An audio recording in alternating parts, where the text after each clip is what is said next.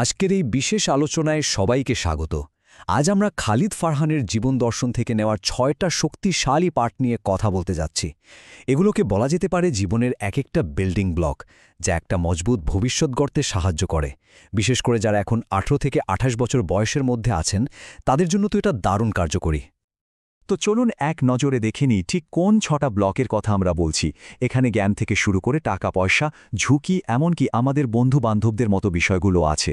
চলুন একে একে সব জেনে নেওয়া যাক। আমাদের লিস্টের একদম প্রথম স্তম্ভটাই কিন্তু কোনো একটা নির্দিষ্ট বিষয়ে এক্সপার্ট হওয়ার কথা বলছে না, বরং এটা এমন একটা জ্ঞানের ভিত্তি তৈরির কথা বলছে যা দিয়ে এই গোটা পৃথিবীকে আরও ভালোভাবে চেনা ও বোঝা যায়। দেখুন, এখানকার আইডিয়াটা কিন্তু খুব ইন্টারেস্টিং। মানে শুধু নিজের ফিল্ডের মধ্যে আটকে না থেকে নিজের জ্ঞানের পরিধিটাকে আরও অনেক বড় করে তোলা।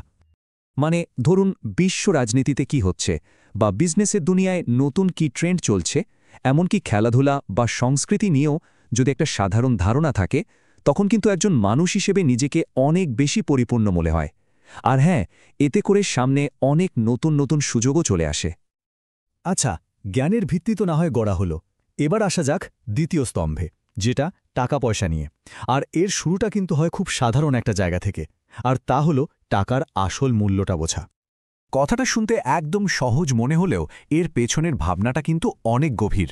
মানে নিজে আয় করে সেই টাকাটা খরচ করার যে অভিজ্ঞতা, তা পরিমাণে যতই কম হোক না কেন, ওটাই কিন্তু সবচেয়ে বড় ফিন্যান্সিয়াল টিচার। এখানে দেখুন, খুব পরিষ্কার করে ৩টে ধাপের কথা বলা হয়েছে। প্রথমত, নিজের টাকা আয় করে সেটা খরচ করা।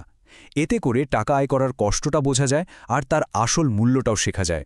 আর এভাবেই কিন্তু টাকা জমানো বা ইনভেস্ট করার মতো রিয়েল লাইফ স্কিলগুলো তৈরি হয়। জ্ঞান আর টাকার ভিত্তিটা তো হলো, কিন্তু এগুলোকে কাজে লাগানোর জন্য যে মানসিকতা দরকার, সেটাই আমাদের তৃতীয় স্তম্ভ। আর তা হলো কোনো শর্টকাট ছাড়া এগিয়ে চলা। মূল কথাটা খুব পরিষ্কার, যে কোনো ভালো এবং টেকসই জিনিস তৈরি করতে সময় আর ধৈর্য লাগে। দ্রুত সাফল্য পাওয়ার লোভটা আসলে সামলাতে হবে, কারণ তাড়াহুড়ো করে পাওয়া জিনিস বেশি দিন টেকে না।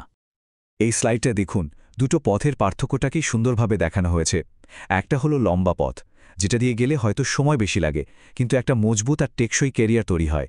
আর অন্যদিকে আছে শর্টকাট, যেটা হয়তো সাময়িক কিছু সুবিধা দেয়, কিন্তু শেষ পর্যন্ত একটা দুর্বল ভিত্তির উপরই দাঁড়িয়ে থাকে।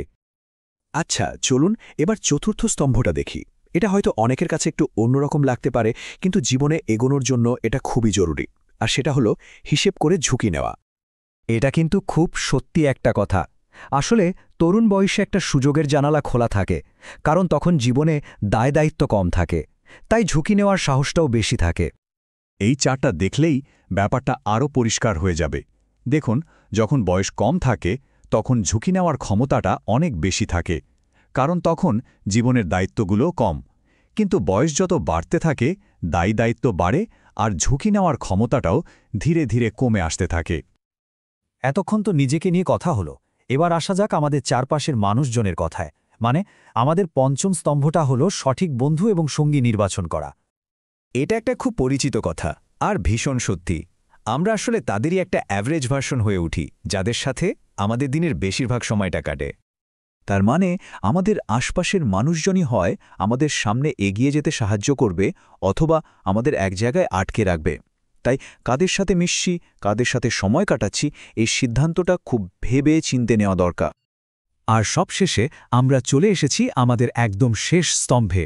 এটা হলো আমাদের মস্তিষ্কের খাবার, মানে আমরা প্রতিদিন কী ধরনের কন্টেন্ট দেখছি, শুনছি বা পড়ছি। এর মানে হলো, আমরা যা কিছু দেখি বা শুনি, সেটা শুধু বিনোদন বা সময় কাটানো নয়।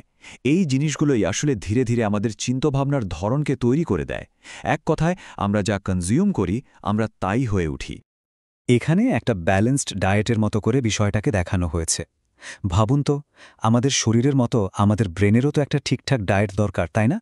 যেখানে শেখার মতো জিনিস থাকবে, আবার হালকা বিনোদনও থাকবে। তো এই ছিল সেই ৬টা স্তম্ভ, যা একটা সফল আর স্থিতিশীল ভবিষ্যতের জন্য খুব জরুরি। মানে জ্ঞানের পরিধি বাড়ানো, টাকার মূল্য বোঝা, শর্টকাট এড়িয়ে চলা, হিসেব করে ঝুঁকি নেওয়া, সঠিক মানুষের সাথে মেশা আর ভালো কন্টেন্ট গ্রহণ করা। আলোচনা তো শেষ হলো, কিন্তু আসল কাজটা শুরু হবে এখন। এই যে ৬টা স্তম্ভের কথা বলা হলো, এর মধ্যে কোনটা দিয়ে নিজের ভিত্তি গড়ার কাজটা শুরু করা যায়, সেটা কিন্তু এখন ভেবে দেখার বিষয়।